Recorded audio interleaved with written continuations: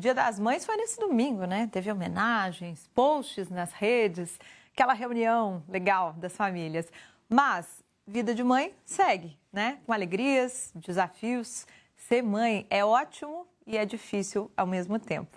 A mulher muda mesmo, tá? A ciência comprova. A maternidade provoca uma reprogramação cerebral profunda e duradoura. Pode durar alguns meses, anos ou a vida toda.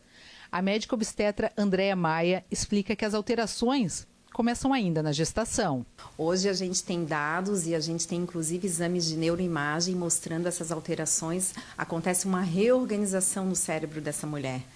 A gente observa algumas alterações muito importantes, como, por exemplo, a diminuição da massa cinzenta.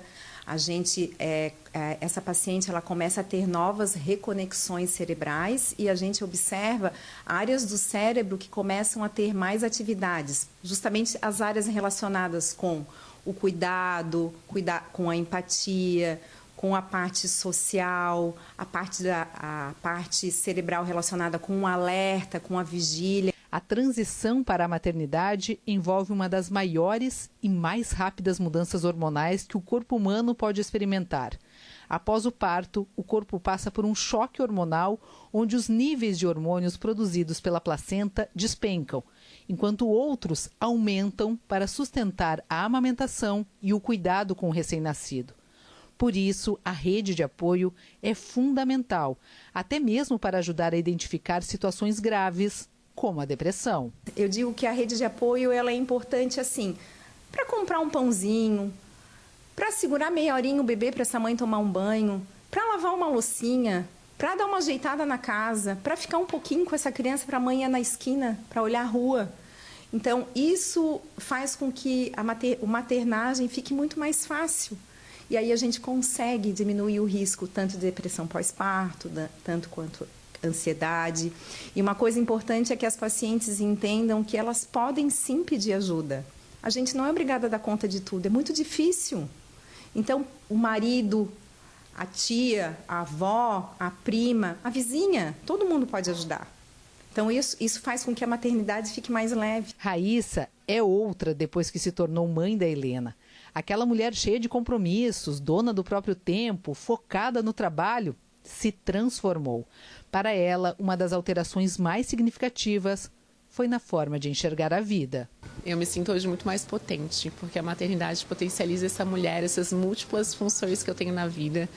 Conseguir encaixar elas, conseguir ter isso no meu dia a dia, me faz me sentir potente, corajosa, dar conta de uma criança, dar conta de um projeto, de um espaço físico. A maternidade foi uma transformação tão profunda para a Raíssa que ela largou o trabalho que tinha e foi empreender. Abriu um espaço coletivo para a venda de produtos feitos por mulheres, na sua maioria, mães.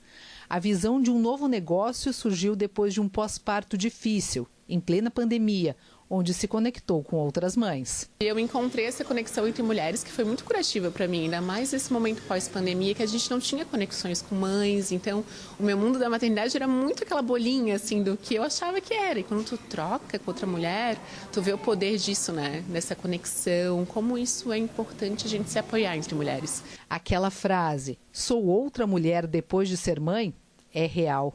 A maternidade muda muita coisa no físico e no mental da mulher.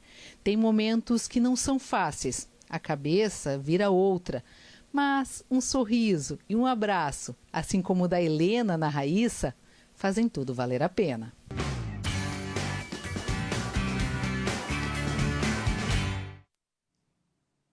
E claro que ela já está aqui com a gente. Bem-vinda, doutora Thalita Toninho, ao nosso novo cenário. Pois é, novidade. Olá, famílias catarinenses. Vamos para o Família em Sintonia de hoje. Pois é, a gente viu ali, doutora, que o Dia das Mães enche a casa de flores, de abraços, né? Mas quando a festa acaba, o que fica para essa mãe, doutora?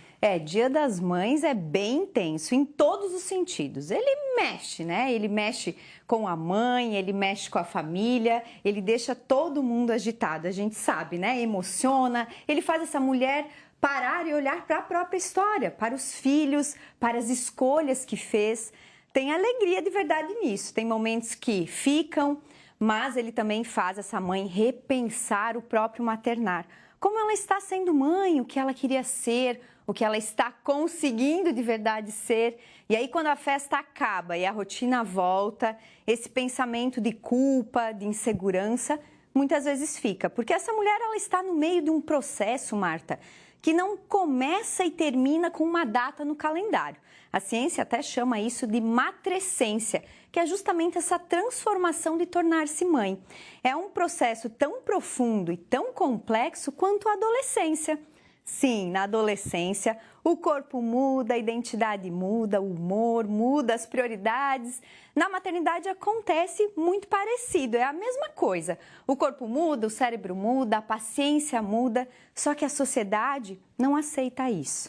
Ela espera felicidade plena e quando essa mãe não se sente assim o tempo todo e se sente muitas vezes perdida, exausta, confusa com quem ela está se tornando, ela não recebe acolhimento. Na maioria das vezes, o que ela recebe é julgamento ou pior, ela mesma se julga.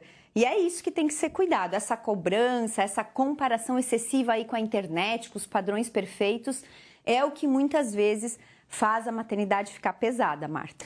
Agora, doutora Thalita, existe uma explicação biológica para tudo que essa mãe está sentindo? O que a ciência diz sobre o que acontece no corpo dela, no cérebro dela? Existe. Durante a gestação, o cérebro da mulher, ele passa por um processo que a gente chama de neurogênese acelerada. Ou seja, ele produz neurônios novos em quantidade acima do normal. É como se o cérebro estivesse se preparando, construindo estrutura para o que vem. São regiões ligadas à empatia, ao alerta, à leitura das emoções, que vão ficar também mais densas, essas regiões mais ativadas. E depois do parto, parte dessa neurogênese diminui. O cérebro ele vai selecionando, consolidando o que foi construído e é um processo parecido com o que acontece na adolescência, quando também a gente tem aí uma grande poda neural. Então, o cérebro ele está se tornando mais especializado para aquela função de criar um ser humano. É o resultado, e o resultado prático disso é visível. Essa mãe acorda antes do bebê chorar, ela sente no corpo dela quando o bebê não está bem, quando tem algo errado com o filho, mesmo sem nenhum sinal externo. Ela não consegue desligar, mesmo quando está exausta, mesmo quando quer. E às vezes a gente até julga esse comportamento como ansiedade, preocupação em excesso. Mas, na verdade, é neuroplasticidade. É o cérebro que foi literalmente reprogramado para essa missão aí que é de criar o filho. Não é pouca coisa. Doutora, agora, o que muda concretamente quando ela, muda na vida da mãe e do filho, na verdade, quando ela finalmente se permite pedir ajuda, ter apoio de verdade das pessoas, dessa rede de apoio? Primeiro é preciso entender por que ela não pede, Porque ela foi ensinada desde muito antes de ser mãe que maternidade é instinto, que quando o filho dela nascer, ela vai saber o que fazer, que o amor vai ser imediato, a plenitude vai ser na hora. E quando não é assim, quando o amor vem, mas junto vem esgotamento, vem a dúvida, vem aquela sensação de não se reconhecer, ela acha que o problema é ela, que ela está errando de um jeito que as outras mães não estão.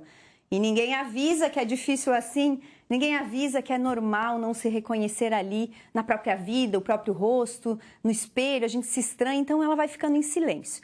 Quando, na verdade, pedir ajuda é o ato mais lúcido, mais corajoso e mais amoroso que essa mãe pode ter nesse momento. Porque uma mãe que se cuida, ela está preservando o filho. E aí tudo muda. O cérebro responde a esse cuidado.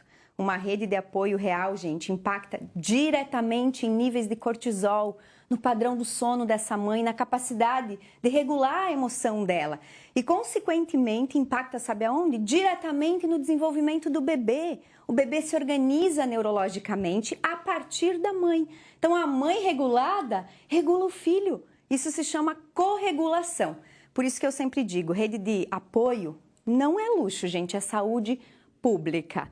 Para acompanhar mais o meu trabalho, vocês podem sempre olhar lá no meu Instagram, que é no @Thali_positivacão.